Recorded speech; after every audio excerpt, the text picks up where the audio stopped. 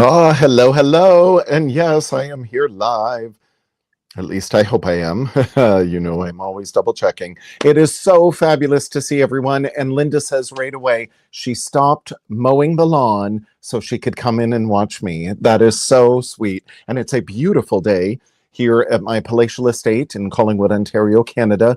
Again, I'm about 2 hours north of Toronto. So how fabulous that Linda is here. The lawn can certainly wait.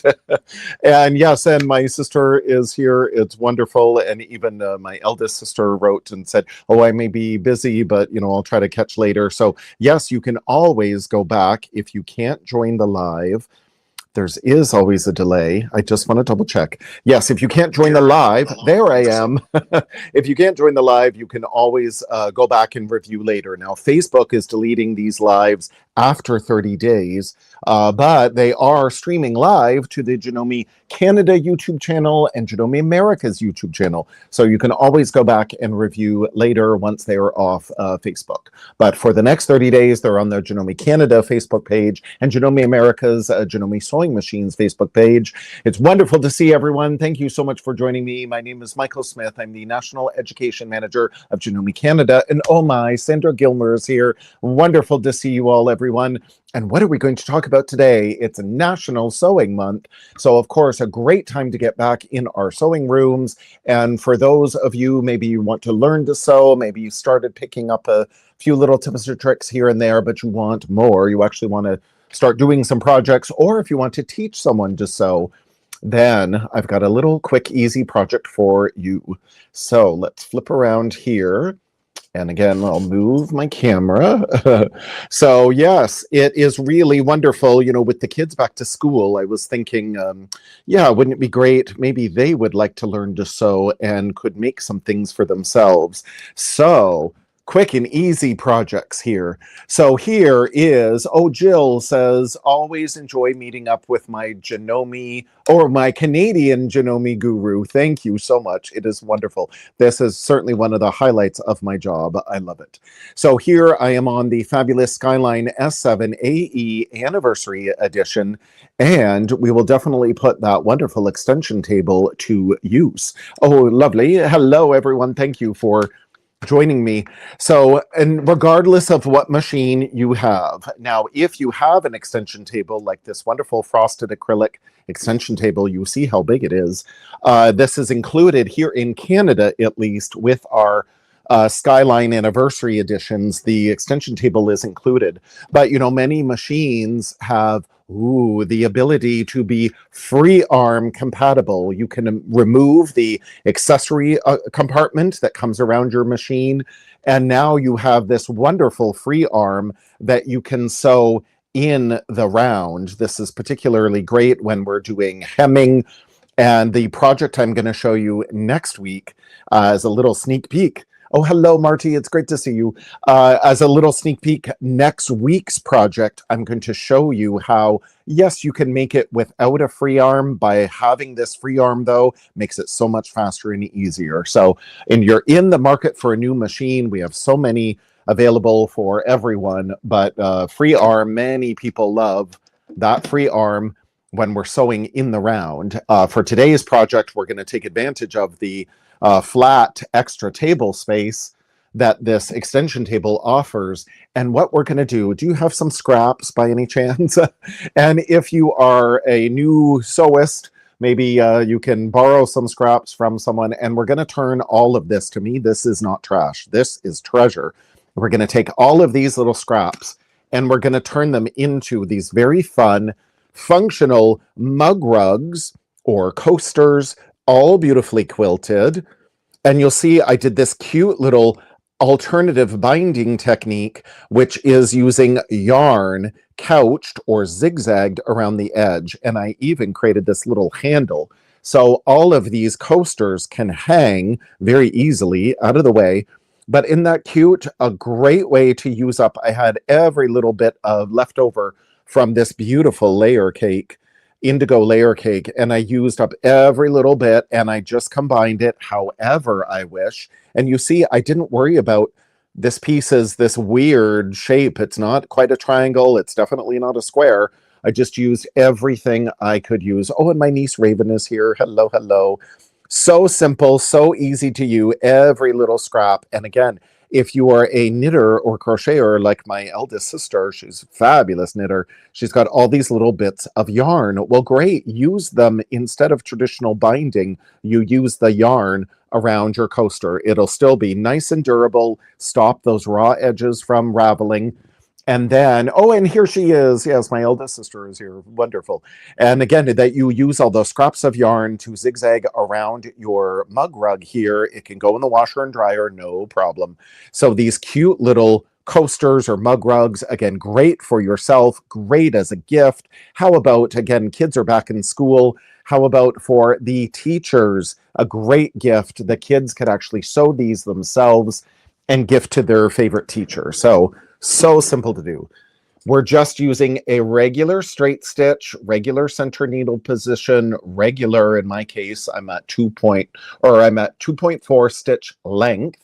Perfectly fine. We can go a little longer if we wish, because we're going to sew through some batting, but 2.4 is fine. Center needle position on my 9mm machine is 4.5. But again, whatever machine you have, perfectly fine. Now, in this case, I do have my regular zigzag pressure foot on. If we want, we can try to improve our 1/4 inch piecing skills and switch to a 1/4 of an inch foot. But if you don't have one, just this regular zigzag foot is fine. So we're going to take a scrap of batting. What size you make is totally fine by you. I generally make the batting bigger, and then I'm going to square it up and trim it smaller. So whatever size you would like, there's your scrap of batting. And you just take whatever piece. I generally start ish in the middle, but it doesn't matter where.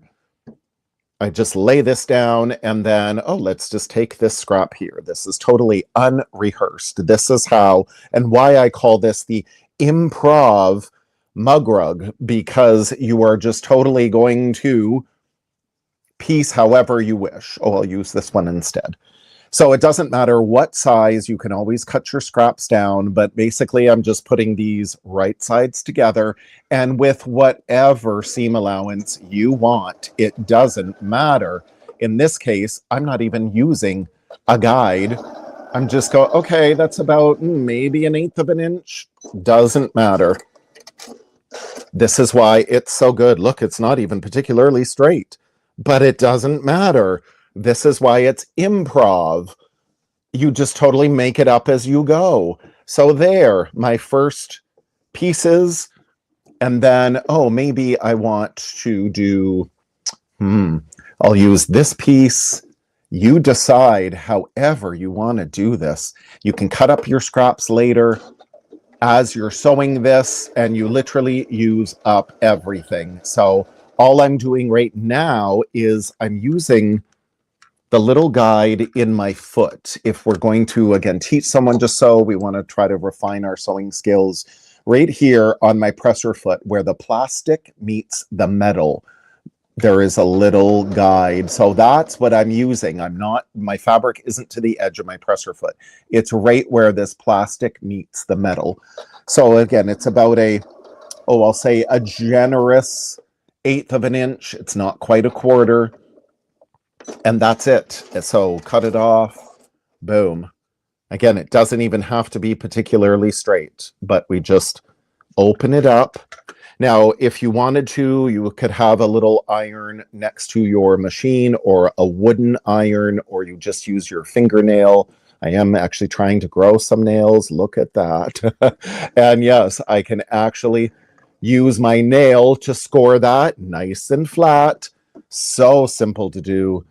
And then, oh yes, I need to get out into the corner. Maybe I want to leave that writing of the designer's name, or I'm going to actually cover it, and I'll just use this piece, again, big enough to go into the corner. And I can just kind of cheat it like that. Again, so simple, so easy to do. Boom, done. So you're just going to do one side, flip it out. And again, I'm not going to worry about, oh, is it going to go right into that corner? Because I'm going to square this up later. So accuracy, again, goes out the window.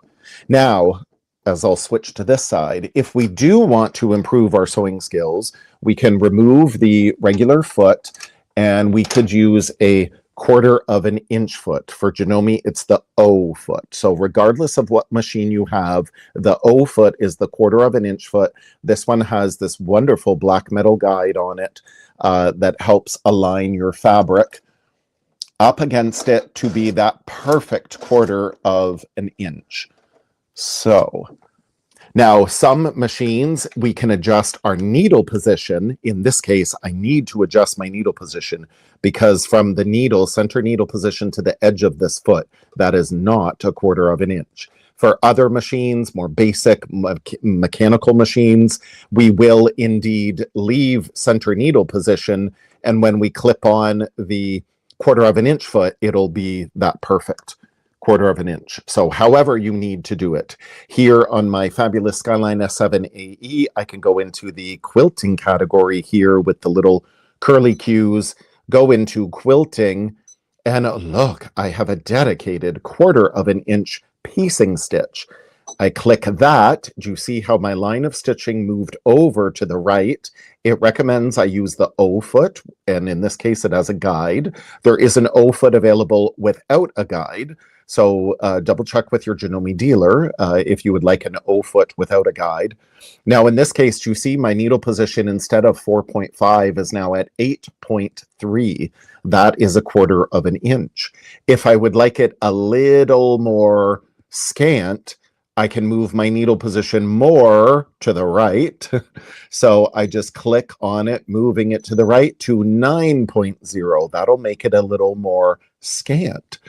And that helps when the fold of the fabric, then we don't eat up as much of our fabric as we press it open to one side.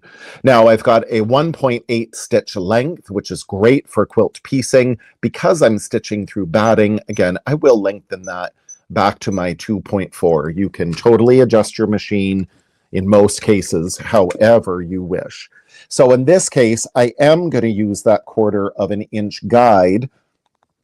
So I don't need to worry about, oh, look at all these pieces. These are not even at all. I'm not going to worry about that. I'm just going to lay my piece on. And this is all I'm going to try to do. You see my fabric here overlaps that. Just there we go. That fabric here overlaps. I'm not worried about it. I'm going to take my black metal guide here and ride it along this greeny fabric here. You see, and I'm not worried about this fabric underneath. I'm just going along. My fabric is butted up against this black metal guide. So I'm sewing at that wonderful scant 1/4 inch. So simple. Look how beautiful that is. Now I'm not worried. I could go back and trim that off if I wanted to, if I was worried about that extra bulk, but that's really not a big deal. It's not that bulky. It's just regular cotton. So do you see how beautiful? Well, now I need to cover up that raw edge. Well, great. I'll take this long strip, some of Kimberly Einmo's solidish fabric. You know, she's Janome America's national spokeswoman. I love her fabric, and she's such a sweetheart. So here, I'm just going to line up my fabric, and oh, look, all of that fabric is going to be wasted. But is it truly? As a quilter, we know we never waste anything. So here we go. Look how perfect that is. So again, you really do not need to worry about an accurate seam allowance for this improv mug rug. But now you see, I would lie that back, no problem. So you don't need to worry about a seam allowance. But there, it just covered my raw edge right there, that corner that I wanted. But again, if we want to refine our skills, well, great, this 1/4 inch foot can help. Is this fabric going to waste? Oh no, I'm taking my 4-inch mini duckbill scissors. I love these. Because of these are great for applique. Because of this mini duckbill here on the bottom side, I'm going to trim this fabric away, but I don't want to trim my batting. So that's where this duckbill, do you see how it is stopping the blade from cutting the batting. So I can cut this away. And now this is truly where nothing goes to waste. This piece is still perfectly good. I can fold this out. Again, I'm not worried about my raw edge here because I'm going to trim this down. Oh, from Australia. Lovely. Hello. I would love to visit one of these days. And then again, I can take this piece and here, I can put it down here. This is just so fun, so freeing. I can do this all day. These truly get addicting. So again, what about a great gift? Or if your child is going over to a sleepover and you want to do something for the parents, well, how about a good set of mug rugs, coasters, so the kids then don't mess up any of the furniture. So isn't that cool? So I just need this little bit here. Again, oh, maybe this is a good time. I can use this guy and piece him along here. So again, nothing is going to waste. So sew that on and then boom. So as you can see, this is so simple, so easy to do. I fold that out. Okay, boom. It's magical.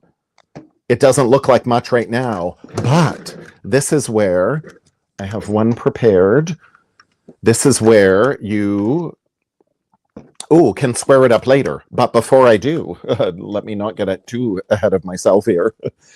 First, before I square it up, I'm going to take this larger piece of fabric and I'm going to put my mug rug on top of it. So again, this is where maybe you do want to set it to the iron and just press this out all nice and flat.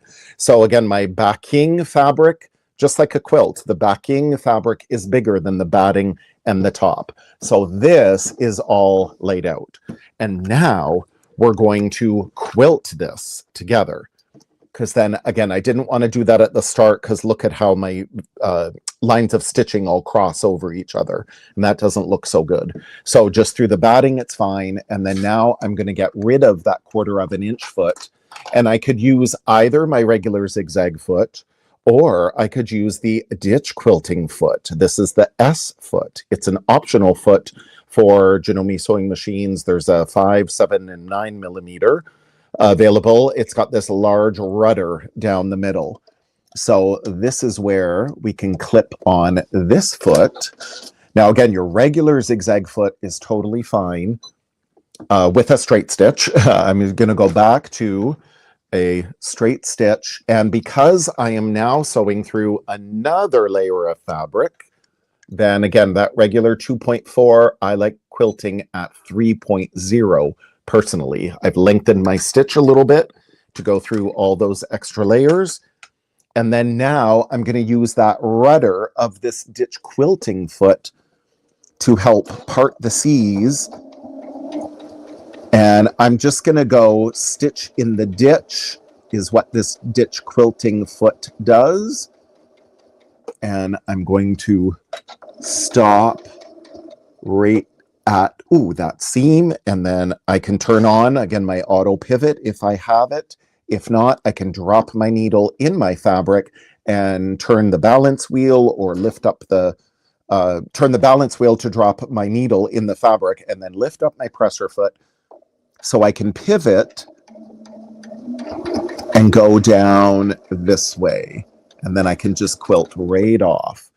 So this ditch quilting foot is an optional accessory. Look at that. You barely even see that. It is amazing. Even with a camera in front of me, that ditch quilting is pretty good. And then you see the quilting on the back side. So this ditch quilting foot is very fun, available again separately from your Janome dealer. It's the S foot.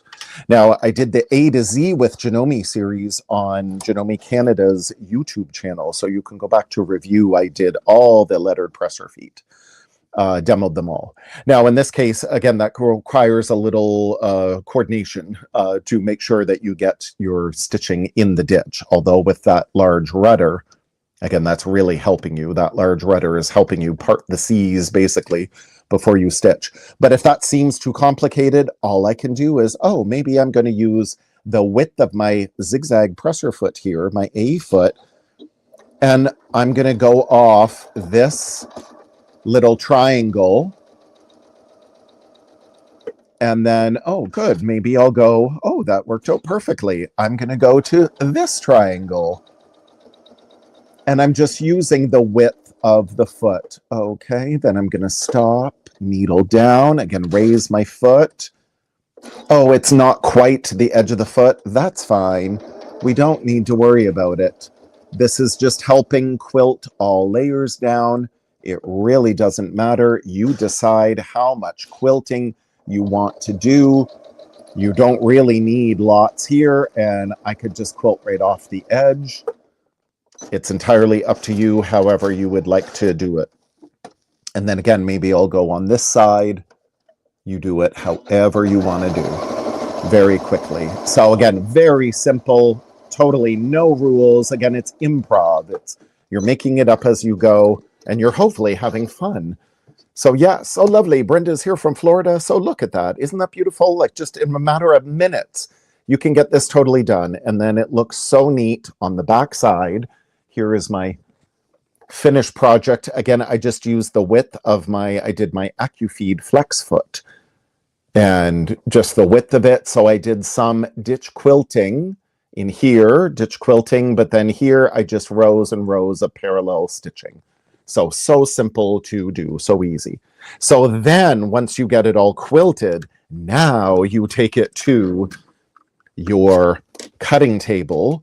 This is my finished sample here. I just did a little bit of ditch quilting just to hold it together. But then this is where you take your little square up ruler and you decide exactly how big you're going to make this. So in my case, I think I'll make this, about 5 inches. Looks good. So there we go. Oh, can we see? Oh, you see the reflection of my overhead light. So there, we just trim this off. Now, this is where if you're teaching kids to sew, you may want to do this because be very careful of that rotary blade. But this is also a good time to teach them about safely using a rotary cutter. And then 5 inches here, I can square up and cut this off and then cut this off. So again, I don't have to worry about any of those. Now this, you could decide this could go into a dog bed or a cat bed or something. So truly nothing goes to waste when you sew, when you quilt. So there is my cute little mug rug, but now I need to finish it. So finish the edges. Now, of course, we've got our fabulous Janome quilt binder attachment. That is wonderful. But instead, I'm going to use the Janome, in this case, it's the wide groove beading foot. There is a narrow groove beading foot. Oh, Vanessa, hello, it is great to see you. There's a narrow groove and wide groove beading foot. Again, for 7 and 9 millimeter machines. There's a narrow groove, I believe, for 5 millimeter. So just double check with your Janome dealer. Now, I've demoed these again on the A to Z with Janome series on Janome Canada YouTube. There, the wide groove beading foot is the L2, and you'll see it's got that groove on the underside. So if you want to zigzag over, like this soutache cording, for example, or yes, your string of beads, I always say take the foot, you purchase the foot from your Janome dealer, then you take it to the craft store and say, oh, will my string of beads go through the underside of that foot? Yes, it will. So yes, no problem with there. But I love using yarn. This big chunky yarn of any kind is really wonderful. So let's just clip this into place very quickly. As always, my time runs by so fast.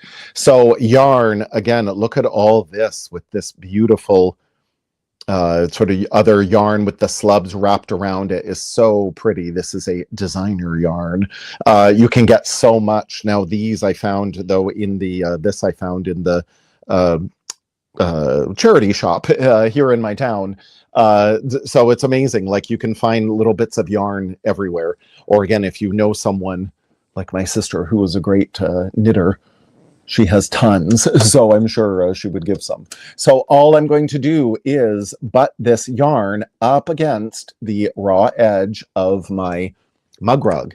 and I need a zigzag stitch. So in this case, I'm going to use the zigzag stitch that says M. That stands for middle needle position.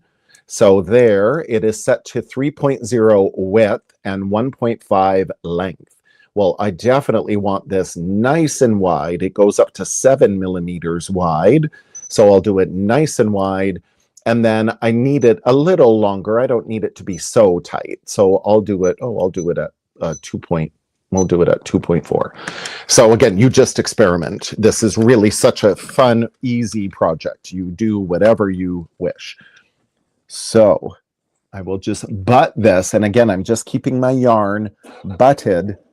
So part of my zigzag, and even there, I'm going to lengthen my zigzag a little more. I'm going to go to 3.4. There we go. So there we go. Okay, there, that's a good. I don't need it to be super tight. So here, part of my zigzag is going into the fabric, and the other part of the zigzag is going off around this yarn. And I'm just butting that yarn up against the raw edge of the fabric.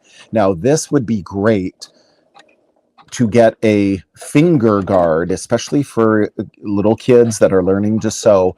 There is a metal finger guard that you can get from your Janome dealer that goes around it attaches to the screw where your foot holder attaches, and it's this big metal wire basically that won't allow the kids to poke that needle, because I do want to guide my yarn up against it. But we could also use a stiletto or chopsticks, or whatever you need to, a toothpick.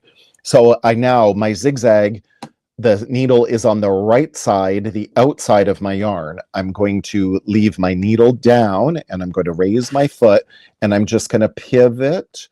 And again, I'm just going to push that yarn to keep it in that channel.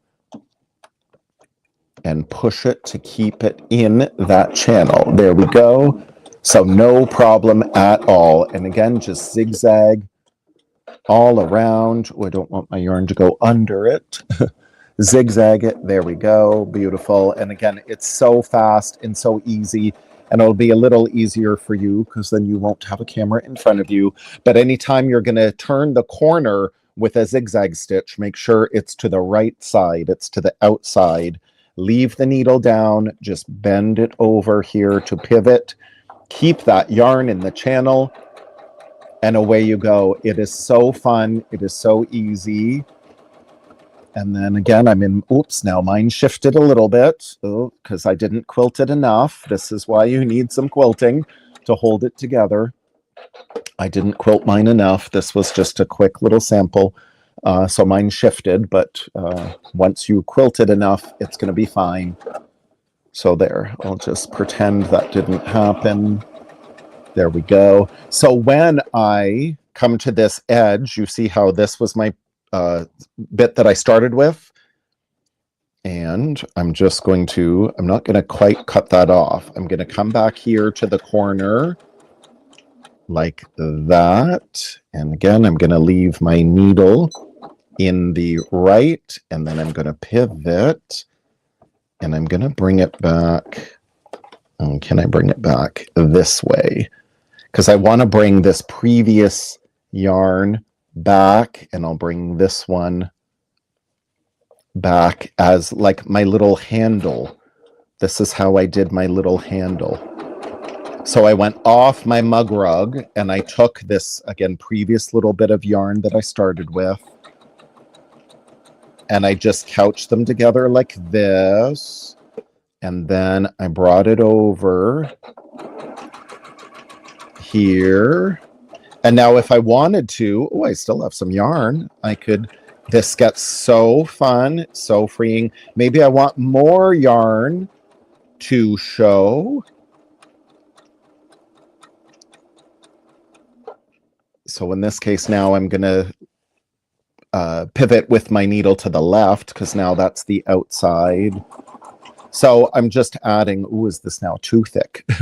You don't want to make it too thick, but I thought, I could add more of this yarn Yeah, maybe it was just a little too thick. It's quite a chunky yarn. Oh, there we go.